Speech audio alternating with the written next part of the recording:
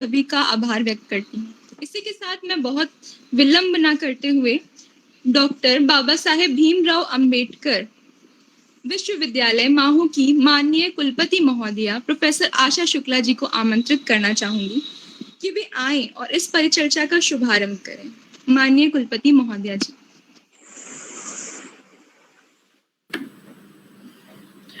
नमस्कार, मेरी आवाज पहुंच रही है? Yes ma'am. ओके। सबसे पहले तो मैं उत्तर प्रदेश के इस अति प्रतिष्ठित साकेत महाविद्यालय, उससे जुड़े श्री अरविंद श्रीवास्तव जी, नीलिमा श्रीवास्तव जी और सबसे ज्यादा मेरी परम प्रिय मित्र, इलाहाबाद विश्वविद्यालय में हम लोग सब साथ रहे, श्रीमती पूर्णिमा श्रीवास्तव और उनके श्रीमान जी, आप सबको मैं प्रणाम करती हूं। और मेरे लिए ये अति सौभाग्य और संकोच का विषय है कि आज अपनों के बीच बात करनी है। मुझे सौभाग्य का विषय इसलिए कि मैं अपने ही महाविद्यालय के शिक्षकों और विद्यार्थियों से बातचीत कर रही हूं, और संकोच का विषय ये कि जिसमें अपने लोग जुड़े हुए होते हैं वहां स्वाभाविक कुछ संकोच होता ही है। इस पूरे कार्यक्रम में जो विषय विशेषज्ञ रजनी श्रीवास्तव जी, अशोक जे प्रसाद जी,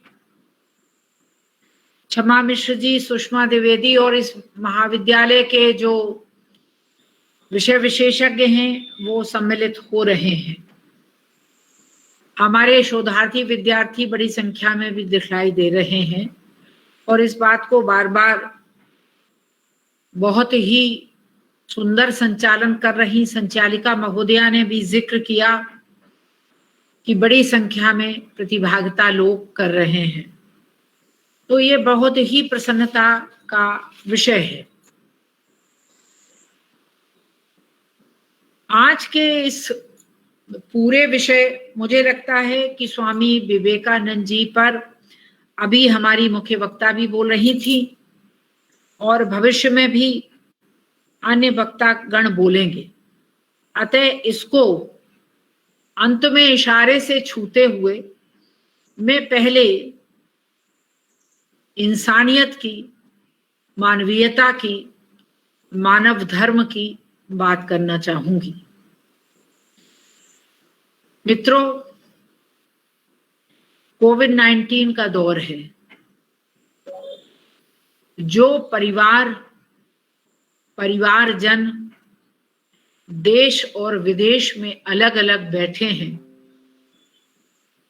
और जिनको बहुत स्पष्ट ये पता है कि वो चाहें भी तो बहुत शीघ्रता से नहीं आ सकते,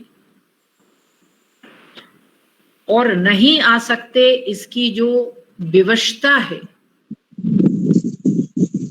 उस विवशता के अंदर मोहम्मद राशिद खान जी कृपया अपना माइक म्यूट करें।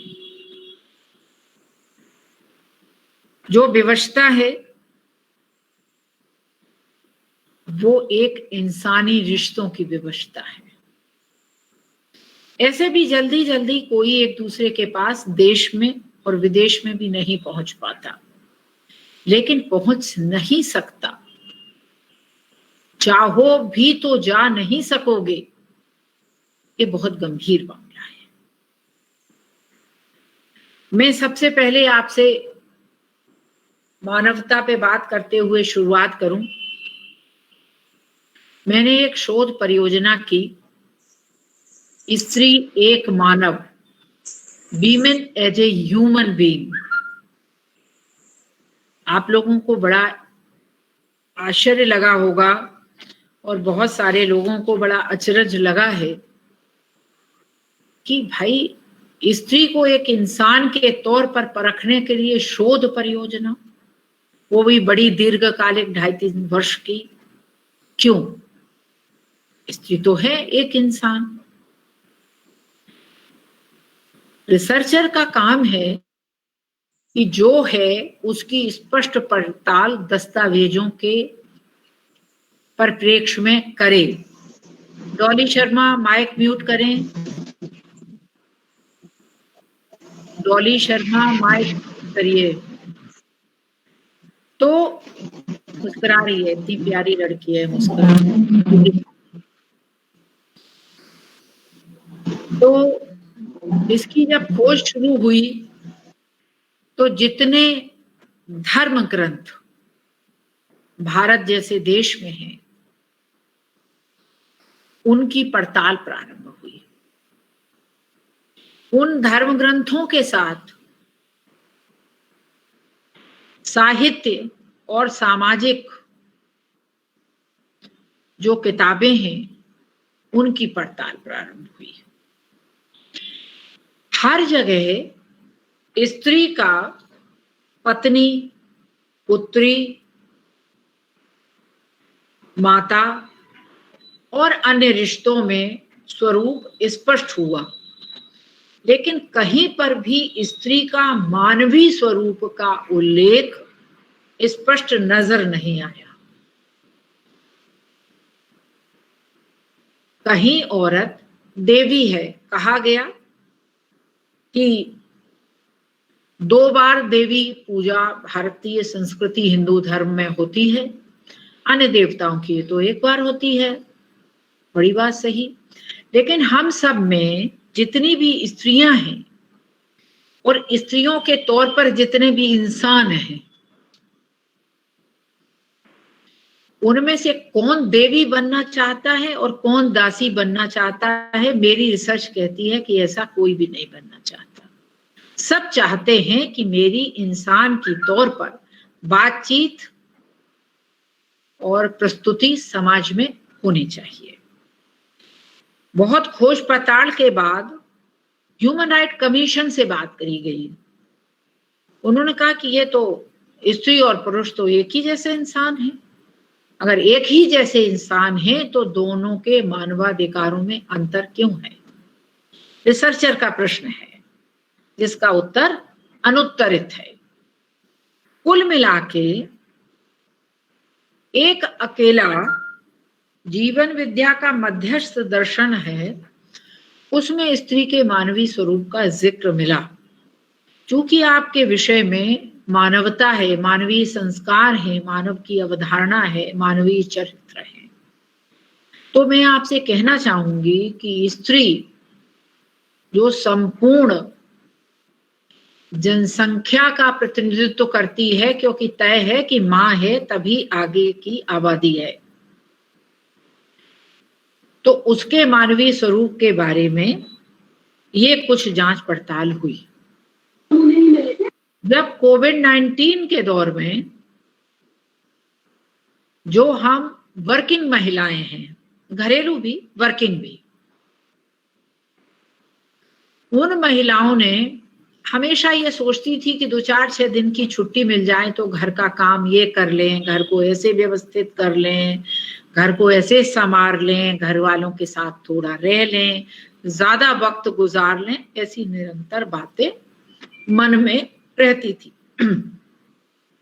जो पूरी अक्सर नहीं होती थी, क्योंकि एक मर्यादा होती है अवकाशों की। लेकिन जब ये समय मिला और हम लोगों को घर में रहने का, घर से ही काम करने का जब अपेक्षाकृत अवसर मिला,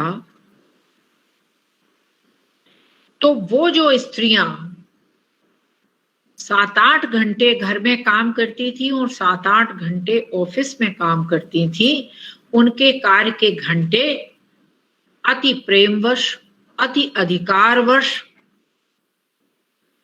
और अति दबाववश इतने ज्यादा बढ़ गए कि उन स्त्रियों का पेट्रोल समाप्त होने लगा और उनके मन में ये बात आने लगी कि अगर ये मेरा घर है तो मेरे घर के लोगों का मेरे प्रति भाव क्या है। अपेक्षा तो समझ आई, भावना क्या है। अगर उनका मेरे प्रति भाव है तो इस कार्य में उनका सहयोग कहाँ है। धीरे धीरे ये प्रेशर का स्वरूप लेता गया। और अगर आप रिपोर्टेड क्राइम में सुसाइड रेट्स को देखें, अगर आप रिपोर्टेड क्राइम में डोमेस्टिक वायलेंस को देखें, अगर आप रिपोर्टेड क्राइम में सेक्सुअल असॉल्ट को देखें, तो आपको लगेगा कि ये कौन स्त्रियां थीं जो घर में रहना चाहती थीं। और वो स्त्रियां कोई और नहीं है, मैं हूं, आप हैं, हम ही आप हैं, कोई अलग नहीं है। चूंकि विश्वविद्यालय और महाविद्यालय पूरी वैश्विक दुनिया की शेयर करते हैं, उनका अध्ययन करते हैं। अफ्रीका के घाना देश से एक रिपोर्ट आई, आप सबने भी पढ़ा होगा, कि एक महिला ने अपने पति के ऑफिस में रिपोर्ट की कि भैया कोविड-19 में सब खोल दो, इनको वापस बुलाओ। तो भाई क्यों वापस बुलाओ? क्योंकि इनकी फिजिकल डिमांड इतनी ज्यादा है कि उसकी पूर्ति करना संभव नहीं है। मेरा प्रश्न यहाँ ये है, मैं यहाँ स्त्रियों की वकालत करने नहीं आई हूं, मैं बात करने आई हूं मानवता की, ह्यूमैनिटी की, मानवाधिकारों की, इन सारे परिप्रेक्ष्य में फिर स्वामी विवेकानंद जी के अवदान की। अगर हम सब इंसान हैं तो हमारे बीच में स्त्री और पुरुष शब्द तिरोहित होना चाहिए और जेंडर पर्सपेक्टिव प्रबल होना चाहिए। जेंडर पर्सपेक्टिव जहां लैंगिक भेद नहीं होता, मैं औरत हूं, कुछ लोग आदमी हैं, ये भेद से अलग हम लोगों के बीच में जो सामाजिक व्यवहार होता है, जो शिष्टाचार पूर्ण भाषाई आचरण होता है, जो संवेदनशील दृष्टि होती है, वो जेंडर पर्सपेक्टिव होता है। क्योंकि मेरा मूल विषय जेंडर स्टडीज पे काम करना अब है। हिंदी भी थोड़ा पीछे चला गया, अन्य विषय भी थोड़े पीछे चले गए। तो मेरा सवाल ये है कि अगर मानवीयता की बात करनी है तो हमको बच्चियों के प्रति, स्त्रियों के प्रति, दलितों के प्रति, वंचितों के प्रति एक सामाजिक जिम्मेदारी और सेंसिटिविटी को जीना होगा। और हम क्या जीते हैं, हम क्या सोचते हैं, ये सिर्फ हमारे व्यवहारिक आचरण से ही प्रतिबिंबित होता है। ये ऐसी आदर्शवादी दुनिया नहीं है कि जो हम कहें कि हम तो मन में सोच रहे हैं। तो मन में क्या सोच रहे हो आप जानो, व्यवहार में क्या कर रहे हो ये समाज देखता है।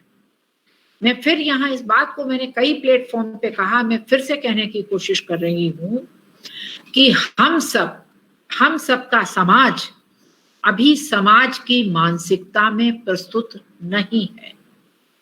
मैं फिर दोहराऊंगी, हम सब, हमारा समाज जो हमने बनाया है वो समाज की मानसिकता में प्रस्तुत नहीं है। हम सब समुदाय की मानसिकता में प्रस्तुत होते हैं। जैसे हम किस जाति के हैं, हम किस धर्म के हैं, हमारा क्या लिंग है, मैं औरत हूं, आप आदमी हो, कौन काला है, कौन गोरा है, भारत में भी कौन दक्षिण भारतीय है, कौन उत्तर भारतीय है, कौन कश्मीरी है, कौन कन्याकुमारी से है, कौन ब्राह्मण है, कौन क्षत्रिय शूद्र वैश्य है। स्त्रियां तो अगर स्त्रियों की एक ही बिरादरी है, लेकिन दलित स्त्री तो और भी ज्यादा उसके सामने समस्याएं हैं। तो ये समुदाय मानसिकता में जो हम आप प्रस्तुत हो रहे हैं उसमें समाज कहाँ है। और हम कहते जरूर हैं कि हम सामाजिक प्राणी हैं और समाज में रहते हैं, संस्कार और संस्कृति का व्यवहार करते हैं, तो कहाँ है वो समाज। अगर समाज है तो किसी भी परिवार जो उसकी सबसे छोटी इकाई में है, उसमें रिश्ते परस्पर आश्रित होने चाहिए। उदाहरण के लिए, अगर मुझे पति चाहिए, पूरा हो सकता है जब मेरे पति को पत्नी चाहिए। अगर मुझे पुत्री और पुत्र चाहिए, वो तभी बात पूरी हो सकती है जब उनको माता और पिता चाहिए। और ये एक क्रम है। मेरे पति के भी माता पिता होंगे, मेरे भी माता पिता हैं, तो उनसे हम लोग पैदा हुए, हमसे हमारे बच्चे, और ये पीढ़ी दर पीढ़ी चलता है। तो परिवार व्यवस्था में श्रेष्ठ कौन है और नेष्ठ कौन है? कोई नहीं, सारे रिश्ते बराबर। लेकिन ऐसा नहीं है, प्रधानता है रिश्तों में, वर्चस्व है, पावर गेम है।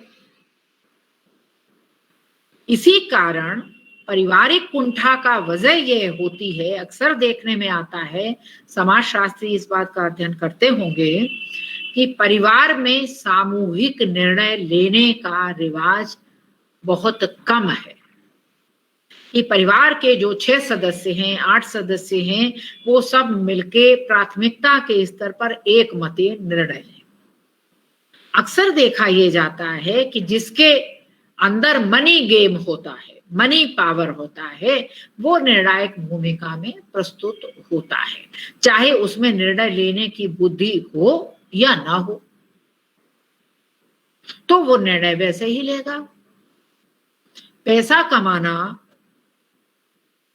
पीढ़ी दर पीढ़ी का पैसे का आना अलग मसला है, निर्णय लेना अलग मसला है। अगर परिवार व्यवस्था रिश्तों पर परस्पर आश्रित है तो उसमें सभी की भूमिका है। ऐसा जहां नहीं होता वहां विद्वेष होता है। और कोविड-19 के दौर पे ऐसी ही परिवार व्यवस्थाओं में महिलाओं को अत्यधिक मानसिक और भावनात्मक प्रेशर का शिकार होना पड़ा, सुसाइड रेट्स तक बढ़े, संबंधों के विच्छेद बढ़े, डोमेस्टिक वायलेंस बढ़े। तो मानवीयता की इस परिस्थिति में, परिदृश्य में भी निश्चित तौर पर बहुत अच्छे पुरुष हैं, कुछ गड़बड़ हैं, बहुत अच्छी स्त्रियां हैं, कुछ गड़बड़ हैं। तो यहाँ गड़बड़ लोगों की बात हमें नहीं करनी है, हमें बात करनी है अच्छे लोगों की, जिम्मेदार और संवेदनशील लोगों की, जो समाज के संचालन में महती भूमिका निर्वहन करते हैं। आपका उनसे रक्त संबंध हो या ना हो, आप उनके साथ सुरक्षित महसूस करते हैं। आपको ये लगता है कि अगर हम उनके सामने बैठे हैं तो हम किसी भी गंभीर विमर्श पर बिना इस बात को सोचे कि मेरा जाति, वर्ण, लिंग, धर्म क्या है, मैं सीधे सीधे अपनी बात पे चर्चा कर सकती हूँ। ये हमारा परस्पर विश्वास का और मानवीयता का संबंध होता है। लेकिन इस संबंध का अभाव जब परिवार में है, और रिपोर्टेड क्राइम, जब क्राइम अगेंस्ट वीमेन के अंतर्गत आप देखो तो 60 से 70% क्राइम रिपोर्टेड फैमिली के अंदर है। तो फैमिली में कौन है? पिता है, भाई है, दादा है, बाबा है। तो क्या सारी बेटियों को ये कह दिया जाए कि इन लोगों से दूर रहो, इनके नजदीक ना जाना? मनीष मिश्रा जी, मोबाइल थोड़ा ऑफ करें आप अपना। तो क्या कहा जाएगा उनसे? ऐसा कहेंगे परिवार टूट जाएगा। फिर कैसा कहें? जो जिम्मेदार हैं अपनी महती जिम्मेदारी का निर्वहन करें, परिवार को सेंसिटिव करें, लड़के और लड़कियों में भेद कम करें। और इसका बुनियादी मामला वहीं से शुरू होता है जब हर किसी को ये आशीर्वाद देना बंद हो जाएगा कि पुत्रवती भव। आशीर्वाद संतानवती का होना चाहिए, तभी मानवीयता की परिभाषा में हम सब प्रस्तुत होंगे। तो अगर सारे पुत्र ही हो जाएंगे तो उनके विवाह किससे करोगे? आपका वंश कैसे बढ़ेगा? आपका परिवार कैसे बढ़ेगा? आपका समाज कैसे बढ़ेगा? ये तो हुई मानवीयता के पक्ष में कुछ बुनियादी बातें जिसको बहुत कभी विस्तार से किया जा सकता है। मुझे अभी हाल में अपनी अमेरिका यात्रा के दौरान संयोगवश इसका जिक्र ये बताना नहीं है कि मैंने हाल फिलहाल में अमेरिका यात्रा की। संयोगवश मुझे शिकागो की उस गली में, उस स्ट्रीट में जाने का मौका मिला जहां हमारे परम पूज्य स्वामी विवेकानंद जी ने भाषण देके अपनी प्रतिभा से पूरे विश्व को चमत्कृत किया था। एक बंगाली कायस्थ परिवार में जन्मा वो व्यक्ति जिसने विश्व में ऐसी पताका फहराई और उन्होंने लौकिक और पारलौकिक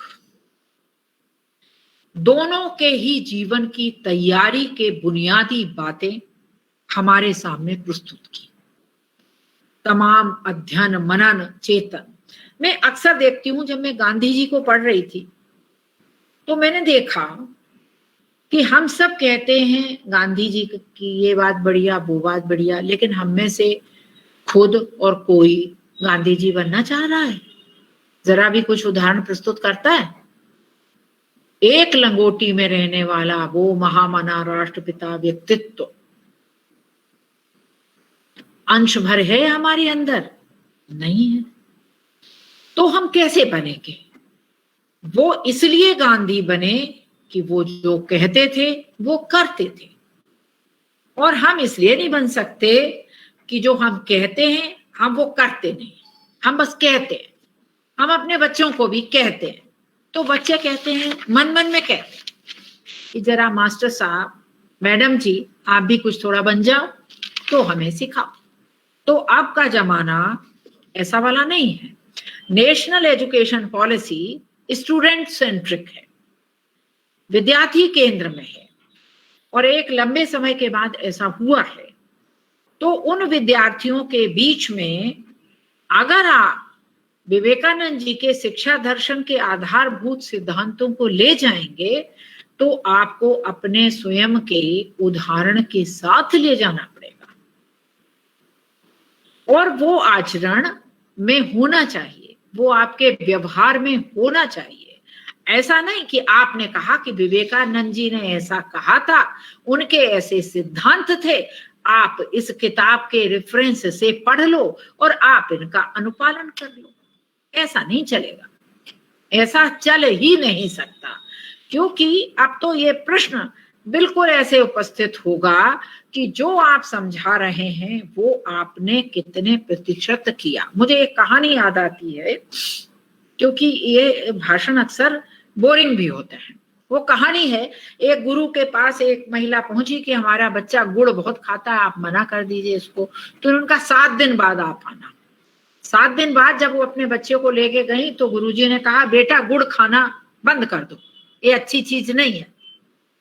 तो वो महिला बड़े आश्चर्य में पड़ गई। वो कहने, गुरुजी इतनी बात तो आप 7 दिन पहले भी कह सकते थे, अब क्या हुआ? बोले, इसलिए नहीं कहा कि पहले मैं तो गुड़ खाना बंद कर दूं। वही बात हम मास्टरों पे लागू होती है। हमें अपने सामाजिक दायित्व बोध के साथ अपने विद्यार्थियों के समक्ष पूरे आचरण, पूरे ज्ञान और पूरे आविष्कारों के साथ प्रस्तुत होना पड़ेगा। अब हम ये नहीं कह सकते कि इसने ऐसा कहा तो वैसा करें। मैं आपके सामने 2 लाइनें रखना चाहूंगी। एक बार विवेकानंद जी ने अपनी घोषणा में कहा, मैं समाजवादी हूं, इसलिए नहीं कि मैं इसे पूर्ण रूप से निर्दोष व्यवस्था समझता हूं, बल्कि इसलिए मैं मानता हूं कि आधी रोटी अच्छी है और ये आधी रोटी कुछ नहीं से बहुत बेहतर है। और उन्होंने अपने समाजवाद को जब विस्तृत उदाहरणों के साथ प्रस्तुत किया तो उन्होंने कहा कि गरीबों और दलितों और महिलाओं के प्रति राष्ट्र के गौरव के साथ हमारे मन में सुरक्षा और सम्मान का भाव होना चाहिए। और ये आप देखें, उन्होंने बाल विवाह का विरोध किया।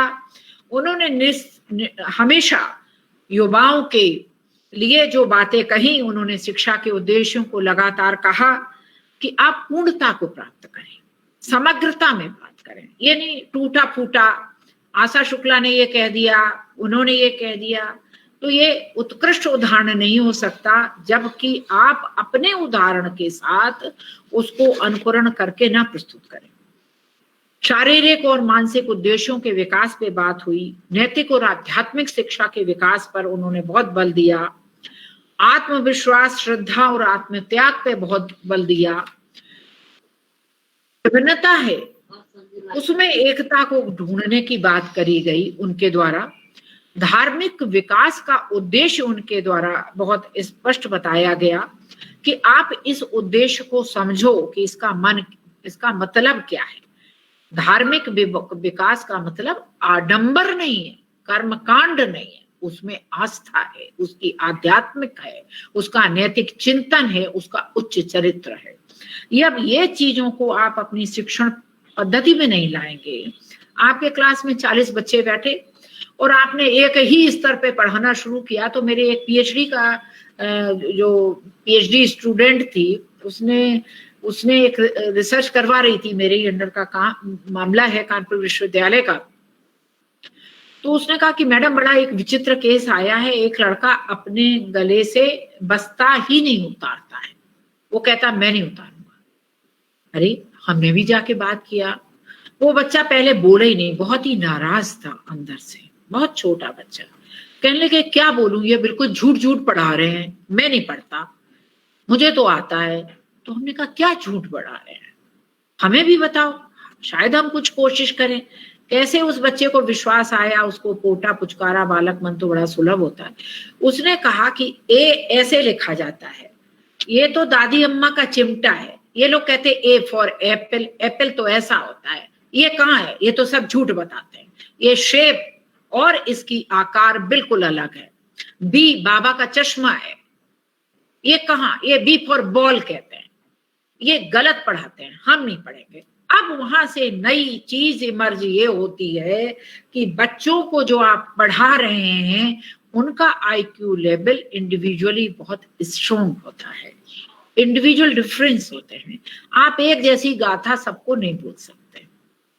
अक्सर टीचर्स एक मीडियोकर लेवल की क्लास लेते हैं कि कमजोर भी पढ़ ले और होशियार वाला तो पढ़ ही लेगा, ऐसा मान लो, वो सब नहीं चलेगा। इन सारी एक्सपेरिमेंट्स के तहत चीजों को बढ़ाते हुए, हेमंत जी माइक म्यूट करें, हेमंत जी माइक म्यूट करिए, माइक म्यूट करें हेमंत वर्मा जी। हेमंत वर्मा जी मैं आपको ही देख रही हूँ, आप मुस्कुरा रहे हैं, माइक म्यूट कर लीजिए जी। हम आपसे बात करेंगे, आप बड़े अच्छे से मुस्कुरा रहे थे, बहुत अच्छी बात है। तो ये जो सारी चीजें हैं, उन्होंने स्त्रियों की शिक्षा के लिए समान अवसर की बात करी। आप अपने पाठ्यक्रमों को देख लीजिए, बहुत सारे पाठ्यक्रमों में gender sensitivity, gender equality, gender equity, women empowerment के बावजूद सीता खाना बनाती है, राम पढ़ने जाता है। भाई कभी कभी राम भी खाना बना लेगा और सीता भी कभी कभी पढ़ने चली जा सकती है, और दोनों ही खाना बना लें, दो ही पढ़ने चले जाएं, तो कोई दिक्कत है, कोई समस्या है? फिर आपके शादी के विज्ञापनों में क्यों आता है पढ़ी लिखी नौकरी पेशा कन्या की आवश्यकता, गोरी दुबली, इस गोत्र, इस वंश, ये दोहरा चरित्र क्यों करते हो भाई? ये नहीं चलेगा। तो जो इस प्रकार की जो चीजें हैं वो नेशनल एजुकेशन पॉलिसी में भी आप देखेंगे। समय बहुत हो गया, मुझे अपनी मर्यादा में रहना चाहिए, तो मैं निश्चित तौर पे कहना चाहती हूँ, ह्यूमैनिटी के पर्सपेक्टिव में अगर स्वामी विवेकानंद के शैक्षिक और सामाजिक चिंतन को समझना है, जानना है, तो उसको बताना नहीं है, उसको अनुकरण करना होगा, उसको जीना होगा। आपको दलितों के लिए काम करना पड़ेगा। ऐसा नहीं हो सकता कि जिस कुएं पे आप पानी निकालो पियो और उनको लात मार के भगाओ, ये नहीं चलेगा। ये ह्यूमैनिटी के अगेंस्ट है, कर नहीं सकते। और ये विचार आपको स्थापित अपने दिमाग में करना पड़ेगा, तब आपके व्यवहार में आएगा। जो लड़कियों पे राह चलते जो छीटाकसी की आदत है, आप तय मानो कि आप अगर किसी एक लड़की के साथ करोगे तो आपके परिवार के 10 लोगों का होगा, लेकिन सफरर लड़कियां होंगी, लेकिन अपराधी सारे लड़के होंगे। उसको करना है क्या? अगर नहीं करना है तो ये बेटा ही पैदा हो, ये मानसिकता से उबरना पड़ेगा। इंसानियत के हित में सारे रिश्ते समान हैं, रिस्पेक्टफुल हैं। जो घर के बुजुर्ग हैं उन्हें पीछे के स्टोर रूम में नहीं रहना पड़ेगा, वो सब साथ के कमरे में ही रहेंगे, इज्जत से ही बैठेंगे, क्योंकि वही हम कल होने जा रहे हैं और हमारी आने वाली जनरेशन भी कल ऐसे ही बुजुर्ग होगी। तो वो स्टोर रूम हम लोग के भी हिस्से में आने वाला है, कोई रोक नहीं सकेगा। तो अगर ये सारी चीजों पर आपको शैक्षिक दृष्टिकोण से विचार करना है तो आपको विवेकानंद के दर्शन को समझ के सामाजिक उसका अनुपालन समाज के हित में और समाज के विस्तार के लिए करना होगा। मुझे आप लोगों ने यहाँ आमंत्रित किया, पूर्णिमा और हमारे जीजा श्री भी उपस्थित है, मैं उन्हें प्रणाम करती हूँ। और निश्चित माने कि ये मैं पूरे हक से कहती हूँ कि ये महाविद्यालय हमारा है। जब भी इस महाविद्यालय को जरूरत पड़ेगी मैं हमेशा उपस्थित रहूंगी अपनी बड़ी सूक्ष्म योग्यता के साथ, लेकिन ये घर हमारा है, मुझे मालूम है मेरा सम्मान वहां पे बहुत और अधिकार सुरक्षित है। बहुत बहुत प्रणाम, बहुत बहुत धन्यवाद और इस कार्यक्रम के लिए बहुत बहुत शुभकामनाएं।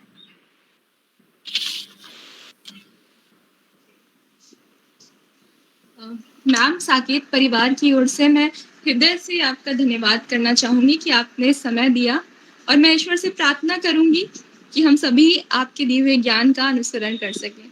लेकिन इसके साथ ही मैं आपसे आग्रह करना चाहूंगी कि अगर आप इस कार्यक्रम के समाप्त होने तक थोड़ा सा समय हमें दें। हमें पता है कि आपकी बहुत सारी व्यस्तताएं हैं, लेकिन अगर आप हमें थोड़ा सा समय मैं जुड़ के रहूंगी। Okay, thank you so much. नहीं, मैं जुड़ के रहूंगी, अपना काम भी साथ में करते चलूंगी। Thank you so much ma'am.